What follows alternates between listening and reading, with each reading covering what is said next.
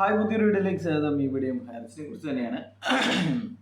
അപ്പോൾ ഇന്നലെ കോടതിയിൽ നടന്നത് എന്താണെന്ന് എല്ലാവർക്കും തന്നെ മനസ്സിലായിട്ടുണ്ടാവും. ഇന്നലെ ഇവരുടെ നല്ല ഒച്ചത്തിൽ സംസാരിക്കുന്ന വക്കീലിൻ്റെ ഉത്തരം മുട്ടിച്ച ഒരു കാര്യമായിരുന്നു ഇവരിറക്കിയ മോർഗേജ് ക്യാപിറ്റൽ ബോണ്ട്.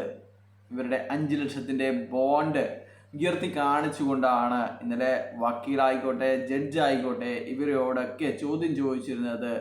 ഇത് എങ്ങനെയാണ് നിങ്ങൾ ഇറക്കിയിരിക്കുന്നത് എന്നുള്ളതാണ്. അപ്പോൾ ഇവർ പറയുന്നത് അങ്ങനെ ബോണ്ട് നമ്മൾ ഇറക്കിയിട്ടില്ല എന്നുള്ളതാണ്. ഒരുപാട് ആൾക്കാർക്ക് പ്രിൻ്റായിട്ട് അത് തെളിവായിട്ട് പോലീസ് സ്റ്റേഷനിലും ഇവരുടെ FIRൻ്റെ ഒക്കെ ഭാഗമാണ് ബോണ്ട് പിന്നെ നൽകി, ഇൻവെസ്റ്റ്മെൻറ്റിന് ബോണ്ട് നൽകി അതിന് 10 ഇരട്ടി റിട്ടേൺസ് തരും. 5 ലക്ഷം ഇട്ട് കഴിഞ്ഞാൽ 55 ലക്ഷം തരാം എന്ന് പറഞ്ഞ് 50 ലക്ഷവും 5 ലക്ഷം ഇട്ട് കഴിഞ്ഞാൽ 50 ലക്ഷവും പിന്നെ ഇൻവെസ്റ്റ്മെൻറ്റും 2 വർഷത്തിന് ശേഷം തിരിച്ചു തരാമെന്ന് പറഞ്ഞിട്ടുള്ള ബോണ്ടുകളാണ് അതൊക്കെ. അപ്പോൾ ഇത് ജഡ്ജി തന്നെ അങ്ങോട്ട് ചോദിച്ചു, ഇതിന് RBIയുടെ അപ്രൂവൽ ആവശ്യമില്ലേ എന്ന്. അപ്പോൾ ഇവരുടെ വക്കീൽ പറഞ്ഞത് അങ്ങനെ RBIയുടെ അപ്രൂവൽ ആവശ്യമില്ല എന്നുള്ളതാണ്. അത് പൊട്ടിച്ചിരിക്ക് ഇടയാക്കി എന്നുള്ളതാണ്. ആ ഒരു ഹാളിലെ എല്ലാവരും തന്നെ ഈ ഒരു പിരിമുറുക്കത്തിൽ അങ്ങോട്ടും ഇങ്ങോട്ടും വാക്തർക്കത്തിൽ വാദിച്ചു കൊണ്ടിരിക്കുന്ന സമയത്ത് ഇതുപോലെയുള്ള രസകരമായ കാര്യങ്ങളൊക്കെ ഇന്നലെ കോടതിയിൽ ഉണ്ടായിരുന്നു. അപ്പോൾ in India, issuance of bond including mortgage capital bond may require RBI approval depending on the entity issuing the bond and the purpose of the issuance. അപ്പോൾ ഇന്ത്യയിൽ ഇത്തരത്തിലുള്ള ബോണ്ടുകൾ ഇഷ്യൂ ചെയ്യണമെങ്കിൽ അതിന് RBIയുടെ അപ്രൂവൽ ആവശ്യമാണ് എന്നുള്ളതാണ് നിയമം. അതിനെ മറികടന്നുകൊണ്ടാണ്, അതിൻ്റെ അപ്രൂവൽ ഒന്നും ഇല്ലാതെയാണ് ഇവർ ഇത്തരത്തിലുള്ള ബോണ്ടുകൾ ആദ്യം DSCO എന്ന് പറഞ്ഞ രീതിയിൽ വിദേശത്ത് നടക്കം പോയിട്ട് ദീപേഷ് എന്ന വ്യക്തി ഒപ്പിട്ടിരിക്കുന്ന അദ്ദേഹത്തിന്, ഇത് ഇവരുടെ ഡ്രൈവറാണോ വീട്ടുവേലക്കാരനാണോ മറ്റ് റിലേറ്റീവ് ആണോ എന്നൊന്നും അറിയില്ല. ദീപേഷ് എന്നാണ്, അക്കൗണ്ടൻ്റ് ആണോ എന്നൊന്നും നമുക്കറിയില്ല. പക്ഷെങ്കിൽ വ്യക്തമായി ദീപേഷ് എന്നാണ് അതിൽ ഒപ്പിട്ടിരിക്കുന്നത്. 10 ലക്ഷത്തിൻ്റെ DSCO ബോണ്ടുകൾ. രണ്ടാമതായിട്ട് ഉള്ളത് നമ്മുടെ 5 ലക്ഷത്തിൻ്റെ OTT ബോണ്ടുകളാണ്. ഇവർ പറഞ്ഞിരുന്നത് OTTക്ക് അങ്ങനെ ഒരു ബോണ്ടില്ല, നമ്മൾ സബ്സ്ക്രിപ്ഷൻ മാത്രമാണ് വാങ്ങിക്കുന്നത് എന്നുള്ളതാണ്. പുതിയ പുതിയ പടങ്ങൾ പരസ്യമില്ലാതെ കാണാൻ 100 വർഷം വരെ കാണാൻ വേണ്ടിയിട്ടാണ് ചില ആൾക്കാർ ഇതിൻ്റെ സബ്സ്ക്രിപ്ഷൻ 5ഉം 10ഉം ഒക്കെ എടുത്തു വച്ചിരിക്കുന്നത് എന്നുള്ളതാണ്. അപ്പോൾ അതൊക്കെ സബ്സ്ക്രിപ്ഷനാണ് എന്ന് പറഞ്ഞ് തള്ളിക്കളയാൻ സാധിക്കില്ല. ഇതെന്താണ് മോർഗേജ് ക്യാപിറ്റൽ ബോണ്ട് എന്താണ് എന്നുള്ള ഉത്തരം പറയണം എന്ന് പറഞ്ഞപ്പോൾ ഇതിനെക്കുറിച്ച് എനിക്ക് അറിയില്ല എന്നും, സത്യമായിട്ട് എനിക്ക് അറിയില്ല എന്നും, ഞാനത് കമ്പനിയോട് ചോദിച്ചിട്ട് അടുത്ത പ്രാവശ്യം പറയാമെന്നും പറഞ്ഞാണ് കോടതിയിൽ ഉരുണ്ട് കളിച്ചിരുന്നത് എന്നുള്ളതാണ്.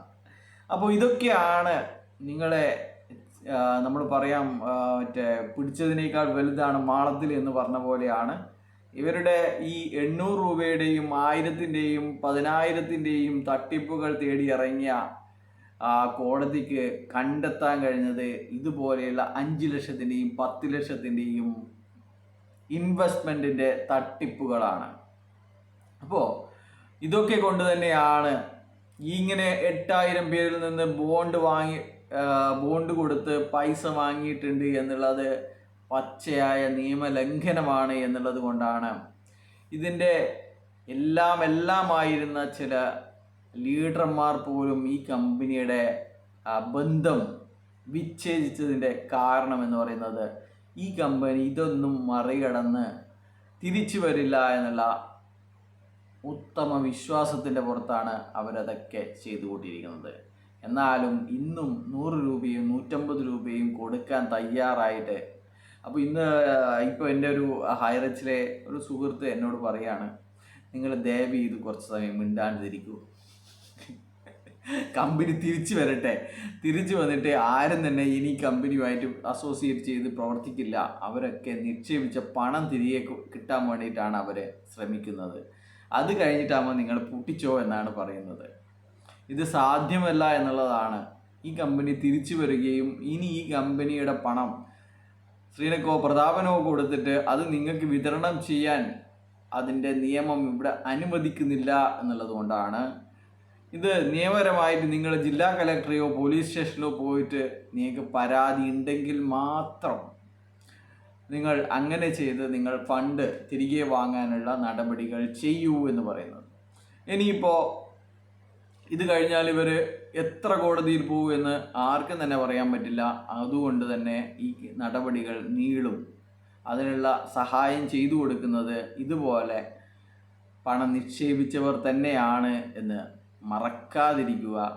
നിങ്ങൾ ഉണർന്നു കഴിഞ്ഞാൽ, നിങ്ങൾ പരാതിയുമായിട്ട് മുന്നോട്ട് വന്നു കഴിഞ്ഞാൽ ഈ കമ്പനി എത്രയും പെട്ടെന്ന് ഇത്തരം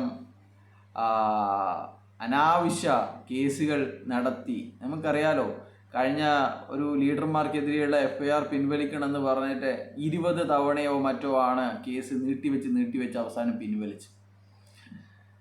എന്താണ് അവസ്ഥ? ഒരു കേസ് കൊടുക്കും, എന്നിട്ട് അതിന് എന്തെങ്കിലും കാരണം ഉണ്ടാക്കും എന്നുള്ളതാണ്. ഒരു കേസ് മുൻകൂട്ടി കൊടുക്കും, അതിൽ പറഞ്ഞ കാര്യങ്ങളല്ലായിരുന്നു. കഴിഞ്ഞ ദിവസം നമ്മുടെ സുപ്രീം കോടതി വരെ പോയി സമ്പാദിച്ച ആ ഒരു വിധിയുടെ കാര്യം പറഞ്ഞാണ് പിന്നെ വാദങ്ങൾ നടന്നത്. അതിന് മുന്നെയാണ് ജൂൺ 23 കൊടുത്ത കേസ് ഒക്ടോബർ മാസം 30 വന്ന വിധിയെ വച്ചാണ് പിന്നെ വാദിച്ചിരുന്നത് എന്നാണ്. അപ്പോൾ ഇതൊക്കെയാണ് ഒരു കാരണവുമില്ലാതെ പല കോടതികളിൽ പല കേസ് കൊടുത്ത് ഇത് നീട്ടി കൊണ്ടുപോകുക എന്നുള്ളതാണ്. അത് അവസാനിപ്പിക്കണമെങ്കിൽ നിങ്ങൾ ഇടപെട്ടേ തീരൂ എന്നുള്ള അവസ്ഥയാണ്. അതുകൊണ്ട് നിങ്ങൾ തന്നെ തീരുമാനിക്കുക എന്ത് ചെയ്യണമെന്ന്. വെറും 20,000 രൂപ ഇപ്പോൾ നമ്മുടെ റസിയാത്തയെ എല്ലാവരും തന്നെ ശപിക്കുകയാണ്, അവരെ ഒറ്റപ്പെടുത്തുകയാണ്. എന്തിന് എന്ന് ചോദിച്ചു കഴിഞ്ഞാൽ അവരെ തുടങ്ങി വെച്ച ആ ഒരു 100 രൂപ ചലഞ്ച്, നല്ല ഉദ്ദേശത്തോടു കൂടി തുടങ്ങി വെച്ച 100 രൂപ ചലഞ്ച് പോലും മറ്റ് രീതിയിൽ അടിച്ചു മാറ്റാൻ വേണ്ടിയിട്ട് ആൾക്കാർ ഉപയോഗിക്കുന്നു എന്നറിഞ്ഞപ്പോൾ അവർ പറയാണ് 2 ലക്ഷം ആവശ്യമില്ല എന്നും അത് മറ്റുള്ളവർക്ക് ഉപയോഗിക്കാൻ വേണ്ടിയാണ് 2 ലക്ഷം എന്നും 5 ലക്ഷം എന്നും 8 ലക്ഷം എന്നൊക്കെ പറയുന്നത്. അത്രയൊന്നും പൈസ വക്കീലിന് ആവശ്യമില്ല എന്നുള്ളത്. അപ്പോൾ വക്കീലുമായി ചേർന്ന് നിൽക്കുന്നവർക്ക് അതിൻ്റെ ബെനിഫിറ്റ് കിട്ടുന്നുണ്ടാവും. ഇവർ വഴിയാണ് വക്കീലിന് പൈസ കൊടുക്കുന്നത്, ഒരിക്കലും ഡയറക്റ്റ് ആയിരിക്കില്ല. ഈ ഇടനിലക്കാരായി നിൽക്കുന്ന ലീഡർമാരായിരിക്കാം ഈ വക്കീലന്മാരെ വച്ചതും അവർക്ക് പൈസ കൊടുക്കുന്നതും ഇവരായിരിക്കാം. അതുകൊണ്ട് തന്നെ അത് എത്രയാണ് എന്ന് ഒരിക്കൽ പോലും നമ്മൾ കണ്ടതാണ്. സുപ്രീം കോടതിയിലെ വക്കീലിന് കൊടുത്തിരിക്കുന്നത് 2 ലക്ഷത്തിൻ്റെ ഗൂഗിൾ പേ സംഭവം എന്തോ കണ്ടതാണ്. 2 ലക്ഷം അതിന് എഡിറ്റഡ് ആണോ ഒന്നൊന്നും പറയാൻ പറ്റില്ല. അതിനേക്കാൾ വലിയ തുകയാണ് 3 ലക്ഷം വേണമെന്നാണ് പറഞ്ഞത്. സെഷൻ കോർട്ടിൽ, ജില്ലാ കോടതി ലെവലിലുള്ള ഒരു കോർട്ടിൽ വാദിക്കണമെങ്കിൽ 3 ലക്ഷം വേണം അത്രേ. സുപ്രീം കോടതിയിൽ 2 ലക്ഷം, ഇവിടെ 3 ലക്ഷം. ഈ കണക്കൊന്നും ശരിയാകുന്നില്ലല്ലോ. എന്താണിങ്ങനെ? ബൈ.